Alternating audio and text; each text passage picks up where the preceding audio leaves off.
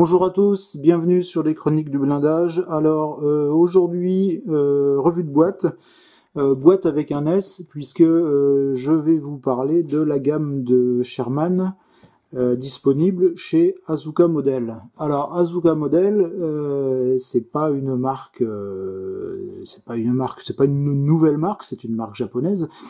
Mais on connaissait cette marque jusqu'à 2013 sous le nom de Tasca. Donc tout le monde connaît les Sherman Tasca, qui lors de leur sortie faisaient quand même référence dans le domaine.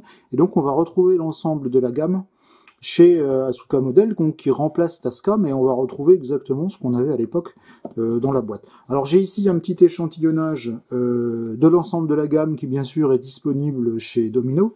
Donc par exemple ici on va trouver le M4A1, on va trouver ici le Jumbo, et puis on va trouver par exemple ici le Firefly. Alors on va pas bien sûr passer en revue toute la gamme, hein, puisqu'il y a quand même pas mal de choix, mais alors j'ai choisi arbitrairement le Firefly, tout simplement parce que c'est un engin que j'aime bien, que j'ai déjà monté il y a quelques années. Et alors sachez que même si on passe pas en revue l'ensemble des boîtes, l'ensemble de la gamme, sachez que toutes les maquettes sont conçues avec la même technologie et de la même façon. C'est-à-dire que dans toutes les boîtes, on va retrouver, on va regarder ça ensemble, les mêmes chenilles, c'est-à-dire des chenilles en vinyle. On va retrouver la même ingénierie de conception du modèle, enfin, etc., etc., le même type de notice, enfin, etc., etc. Ceci dit, le changement de nom n'a pas altéré la qualité, puisqu'on retrouve la qualité Tasca avec cette marque Asuka Model. Allez, on va regarder ce qu'on a dans la boîte. Je mets ça sur le côté, ça brille un petit peu avec le Firefly. Donc à l'ouverture de la boîte, voilà ce que l'on trouve chez Asuka. Donc on va avoir une petite pub voilà, pour éventuellement recommander des pièces détachées. Et puis donc on a quelque chose. Alors chaque grappe est bien enveloppée, bien emballée dans un emballage spécifique. Hein, elles sont bien protégées, mais c'est un petit peu en vrac, dans la boîte. Mais bon, visiblement, ça pose aucun problème. J'ai pas de pièces cassées, j'ai pas de pièces déformées. Voilà. Donc on a un certain nombre de grappes. On verra ça tout à l'heure. Donc chaque grappe est enveloppée, comme je l'ai dit, dans un vinyle. Ici on en a deux, mais ce sont des petites grappes. On a ici deux grappes translucides. On a ici du polycap avec un morceau de feutrine. Alors je sais pas pourquoi c'est faire, on verra ça aussi tout à l'heure. J'ai ici un blister de 3 grappes, donc avec le train de roue, les bougies. On a des petites grappes. Alors on va retrouver sur une grappe spécifique le haut de caisse et la tourelle, qui est en deux parties, hein, avec l'anneau de tourelle accolé sous la pièce principale de la tourelle. Une petite grappe avec des pièces qui servent à je ne sais pas quoi. On verra ça aussi tout à l'heure. Les chenilles, des chenilles vinyle. Alors elles sont, voilà, c'est du vinyle. On n'est plus très habitué au vinyle aujourd'hui. Elles sont en deux tronçons. Hein, c'est pareil, on verra ça tout à l'heure. Voilà, elles sont très jolies, hein, elles sont très belles, mais c'est du vinyle, donc chacun jugera par lui-même. Et puis donc une dernière grappe avec les éléments principaux de la caisse. Ici on va trouver donc le fond, les côtés, l'arrière de caisse et ici le dessus. Voilà, donc on n'a pas une caisse monobloc comme on peut la trouver dans certaines maquettes, mais on a une caisse en partie divisée. Par contre le dessus de caisse, lui, est d'un seul bloc. Une petite notice en japonais, donc voilà, pour ceux qui maîtrisent bien le japonais, en tout cas mieux que moi. Je vous laisserai découvrir ce qu'il y a dessus. Donc c'est une notice visiblement avec les différentes décorations proposées. Ensuite, on a la notice proprement dite qu'on va analyser tout de suite. Et puis, enfin, les planches de décalque et une planche de photodécoupe qui m'a l'air plutôt bien foutue, notamment avec les protections de phare, les protections d'épiscope et la grille arrière de ventilation moteur. Allez, on va commencer par la notice. Voilà, alors la notice, c'est un peu déroutant, tout simplement parce que on n'a pas une configuration qu'on trouve habituellement sous forme de feuillet, généralement agrafé, enfin quelque chose de plutôt pas mal, voire sur certaines autres maquettes qu'on a déjà analysées sur la chaîne, des notices par cheminée, enfin vraiment on voit que le fabricant est allé très loin. Ici chez Azuka, on a des feuillets à 3, pliés en deux, et puis comme on est au Japon, eh bien on les ouvre comme les mangas, c'est plutôt marrant. Par contre, bon, la notice est quand même relativement claire, si ce n'est qu'il y a quand même beaucoup de japonais, et donc, alors, on a quand même une partie en anglais. Alors, bon, comme on est tous des très bons maquettistes, à la limite, on peut se passer du texte. Hein, les dessins sont suffisamment explicites pour comprendre ce qu'on attend de nous. Donc, le montage va commencer, pardon, par les chenilles. Donc, chenilles en vinyle en deux parties, hein, donc à assembler.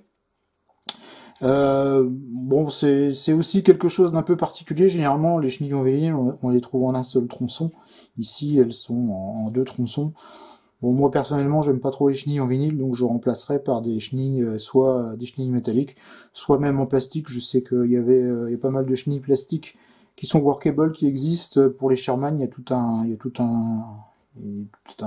lot de chenilles qui sont disponibles dans le commerce. Donc voilà, plutôt que le vinyle, qui est toujours un peu délicat à assembler, même si ici on n'a pas forcément de phénomène de sagging, dans le sens où les chenilles de Sherman sont quand même relativement tendues, donc ça peut quand même le faire avec le vinyle, mais personnellement, moi, je remplacerai les chenilles.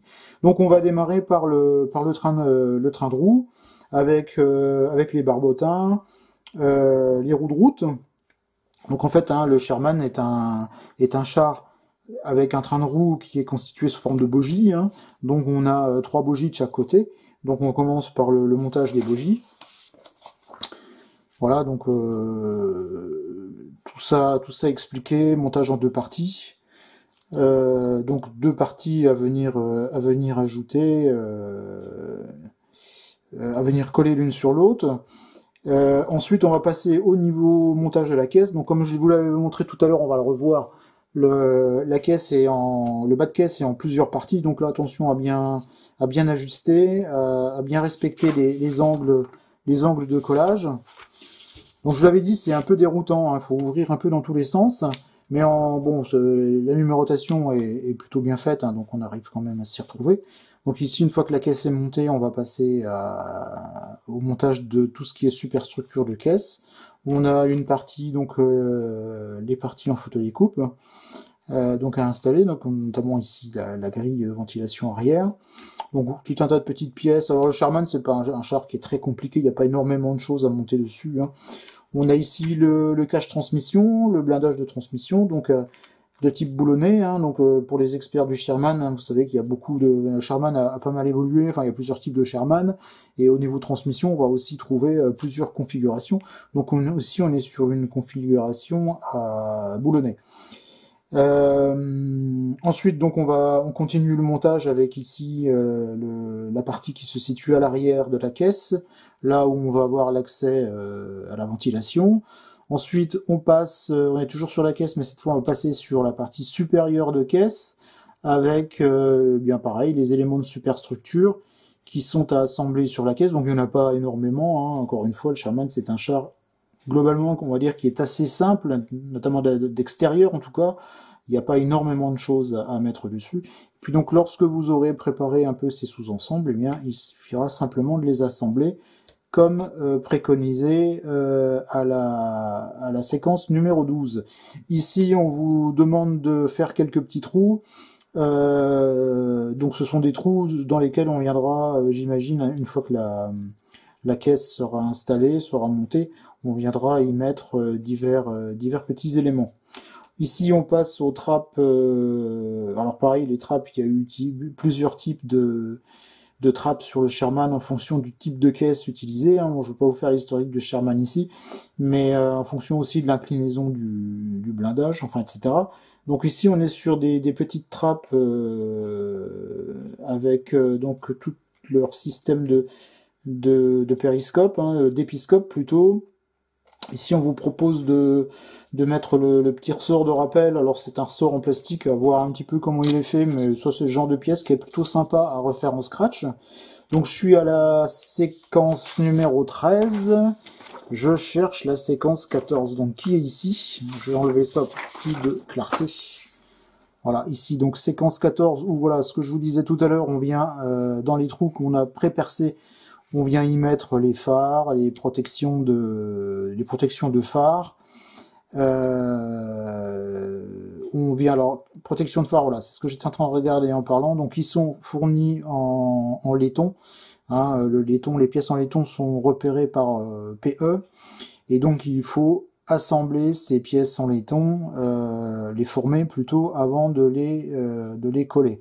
Je crois qu'il doit, on vérifiera ça tout à l'heure, mais je pense qu'il y a un petit guide de mise en forme pour la partie protection de phare, qui est la seule partie, à mon sens, qui demande de l'attention et qui est peut-être un petit peu compliquée à mettre en forme, parce que c'est un truc où il y a des formes à respecter un peu dans les 3 dimensions.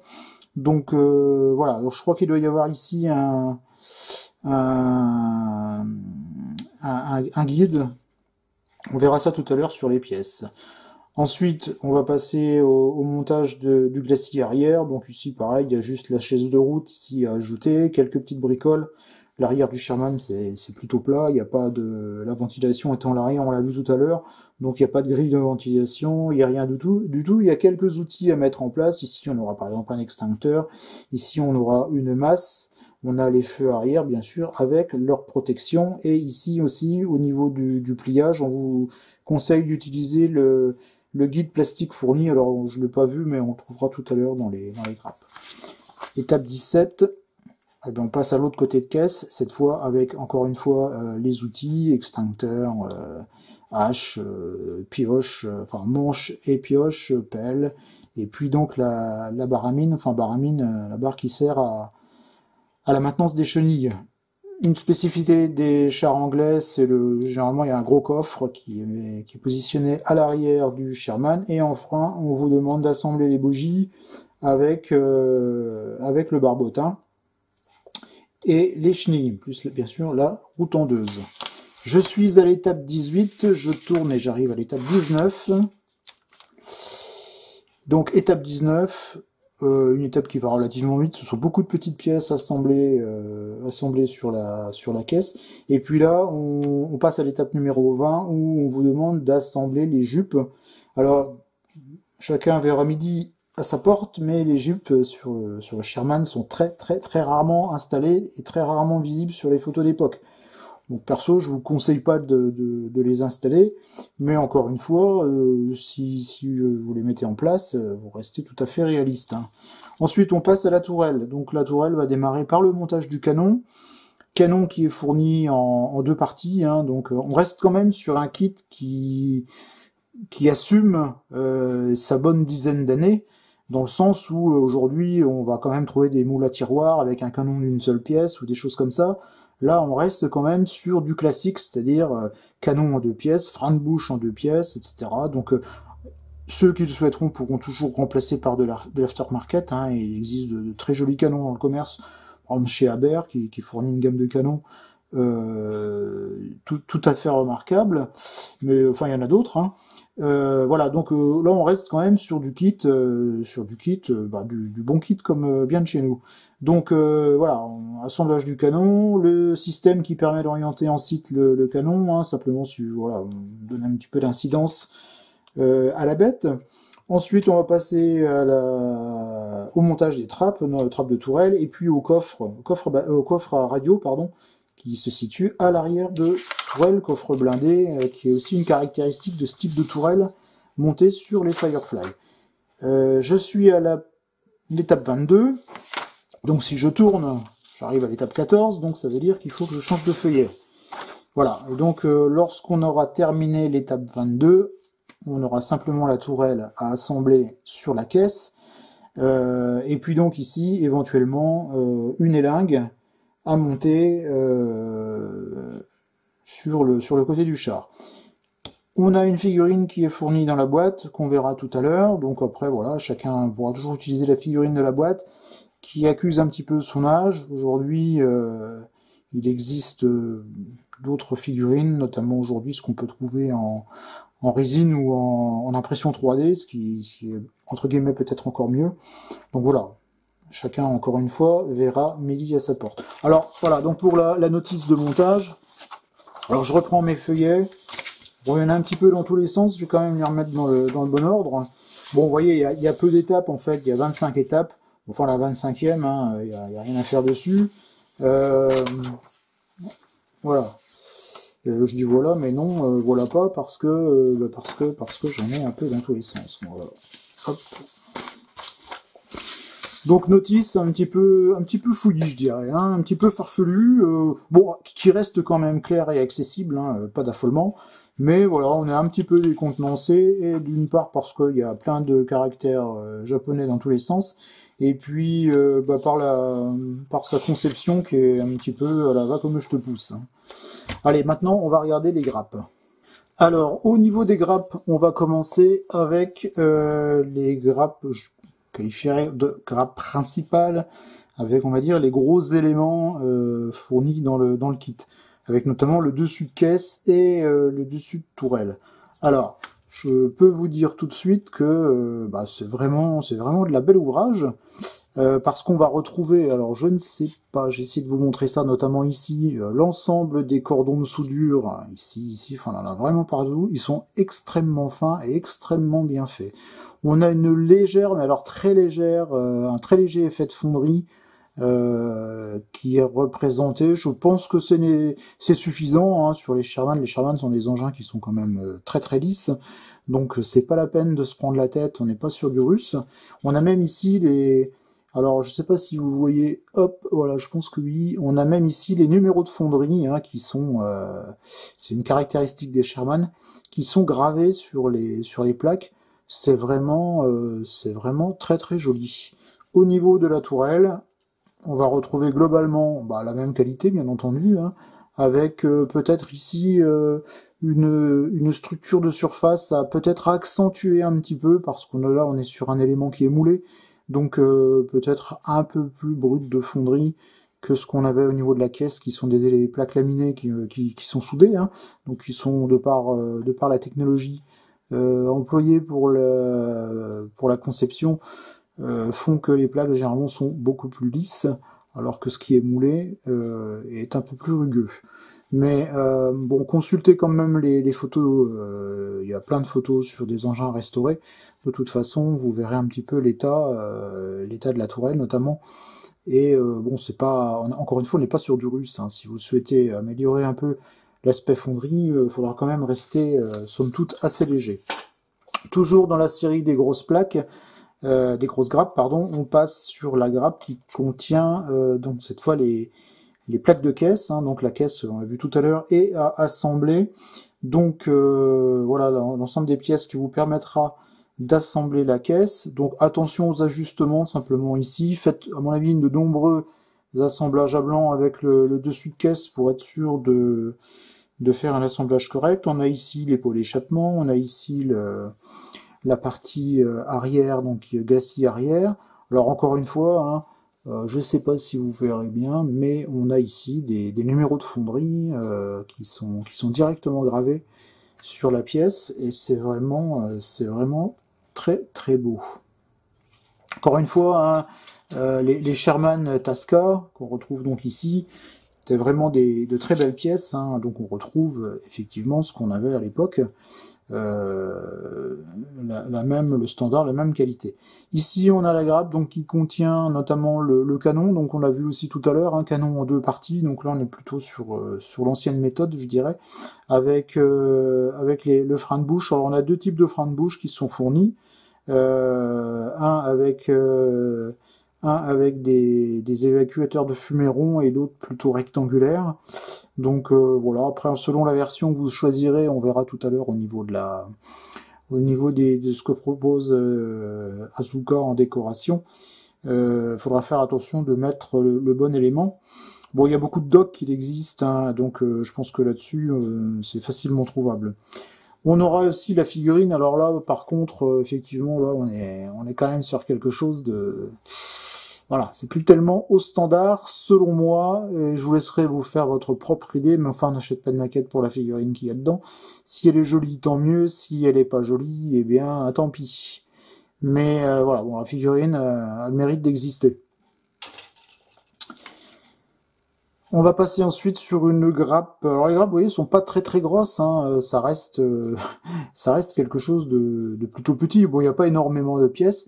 Donc là, on va trouver le cache transmission blindé, hein, alors qui normalement est en 3 parties. Bon, bien sûr ici pour des raisons de moulage, il est en une seule partie. Les 3 parties sont simplement simulées avec les pièces boulonnées là ici. On va avoir de la Browning de 30, hein, donc ça c'est la mitrailleuse à installer notamment au niveau de la caisse. On aura aussi, j'ai pas souligné tout à l'heure, mais c'était bien présent sur la notice de montage, on a sur divers grappes du blindage à rajouter, le cas échéant. Hein, vous savez que les équipages de Sherman avaient l'habitude de ressouder des plaques de blindage aux endroits un peu stratégiques, notamment là où étaient stockées les munitions. Donc voilà, pour renforcer un petit peu pour renforcer le blindage. Voilà, ici on aura également les outils. Alors tout ça c'est bien, c'est très beau, hein, c'est pas heureusement à l'image de la figurine. Donc la pelle, pioche, hache, ici la grosse clé qui permet le réglage de la tension des chenilles. Ici, ce que j'appelle la baramine. Alors, je sais pas, ça porte peut-être un autre nom. Donc, ça sert aussi à la maintenance des chenilles. Ici, donc, on a les tendeurs des chenilles. Enfin, voilà, on a toutes les petites pièces caractéristiques du Sherman, avec ici le tourello du premier type. Hein, donc, le tourello plutôt simple. Et puis, donc, les trappes de pilote et de radio.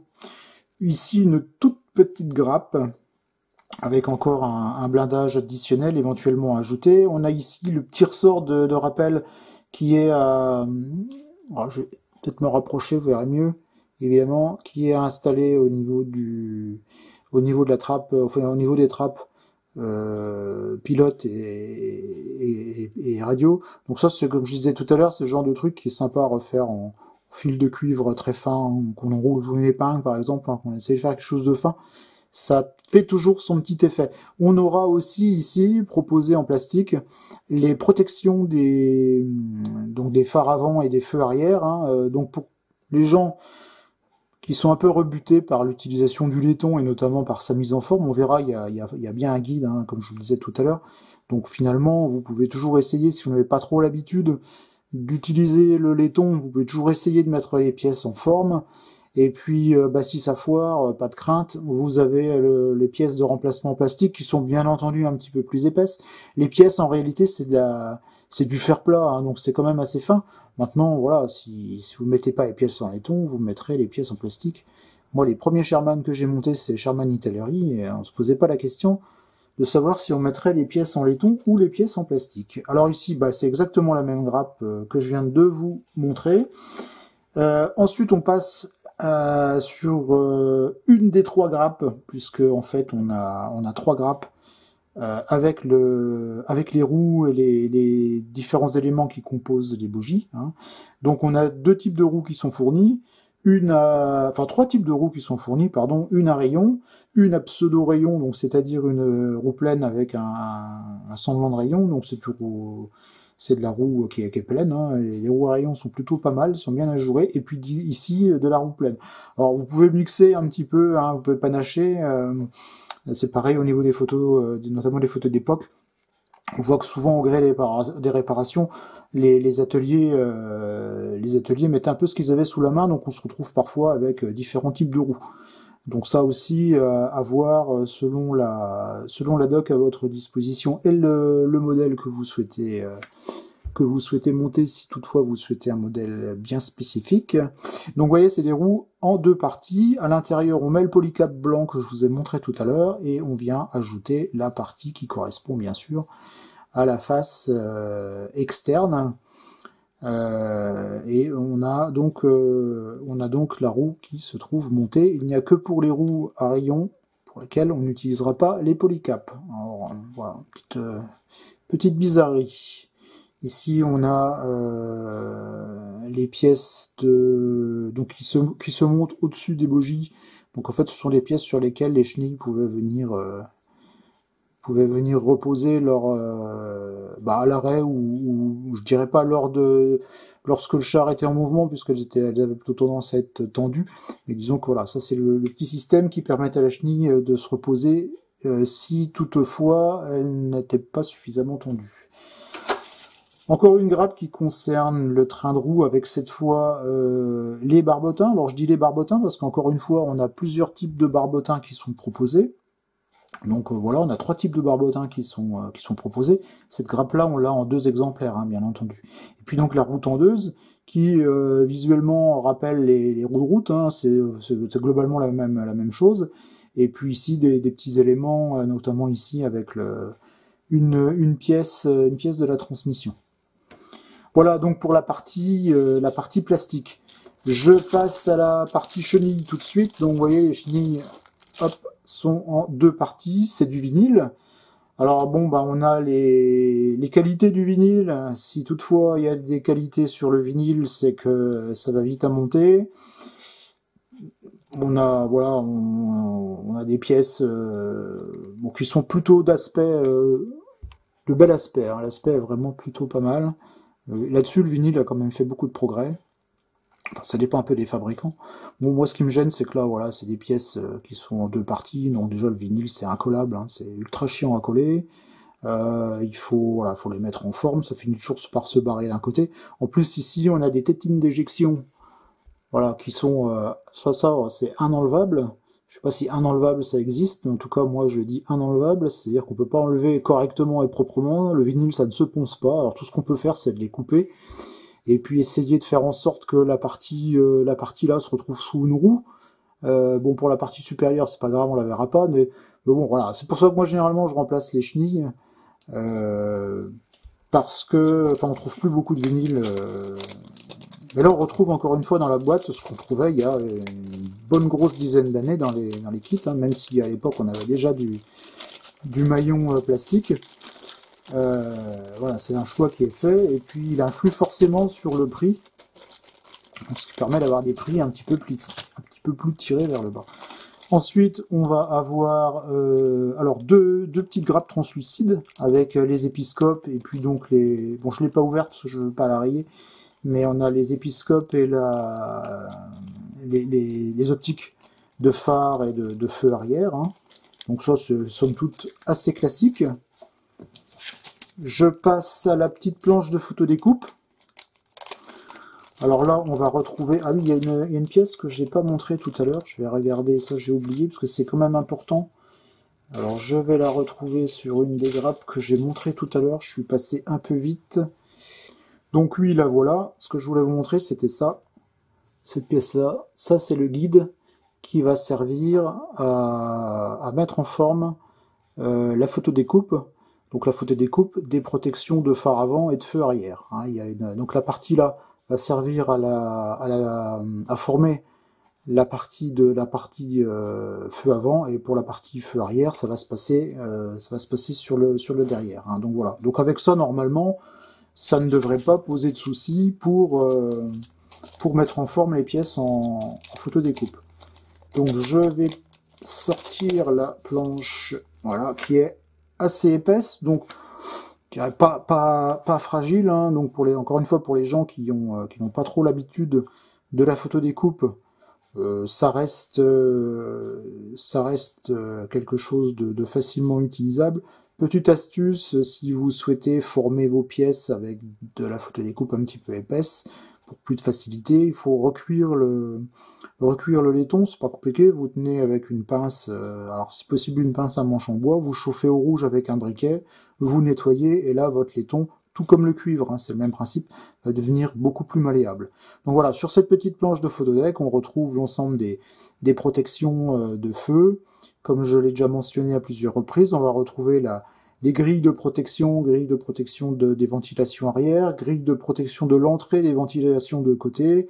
On va retrouver ici les protections d'épiscope. Hein. Ça, ce sont les pièces qui servent de poignée, mais également de protection d'épiscope. Et puis on va retrouver d'autres pièces, là celle-ci notamment, qui servent à la mise en place des jupes.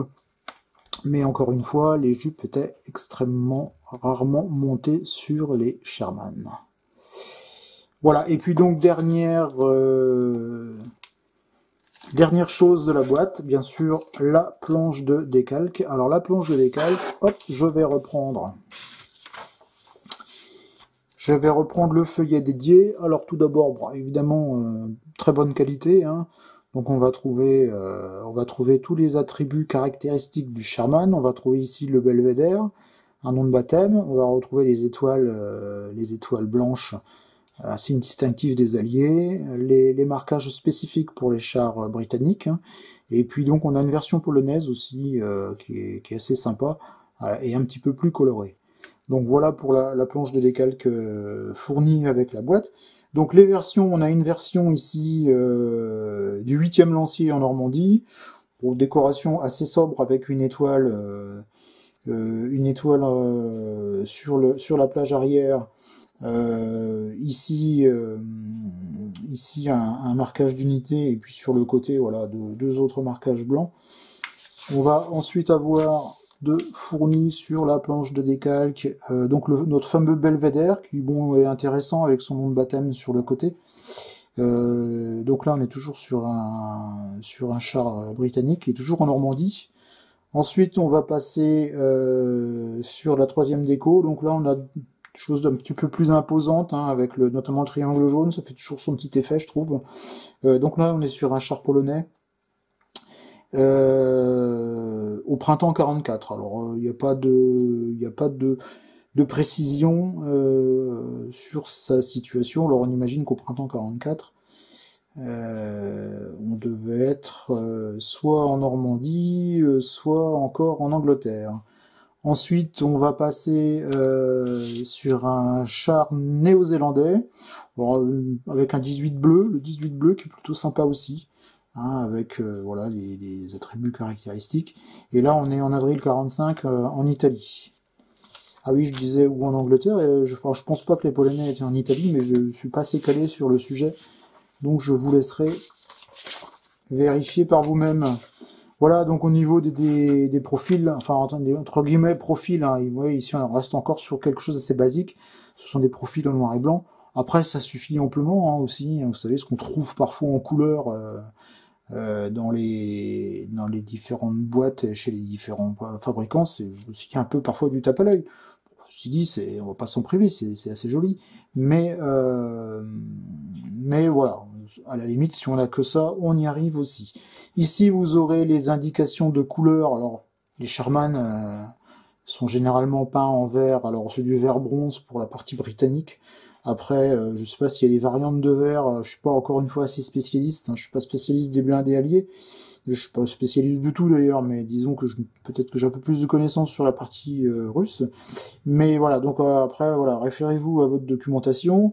Donc pour la teinte générale, on reste sur du vert bien entendu. Et puis donc ce qui est fourni ensuite au niveau différentes teintes, ce sont pour les chenilles, pour les divers accessoires, le fer de la bêche, enfin que sais-je encore. Donc voilà, ça reste quand même assez sobre en termes de décoration.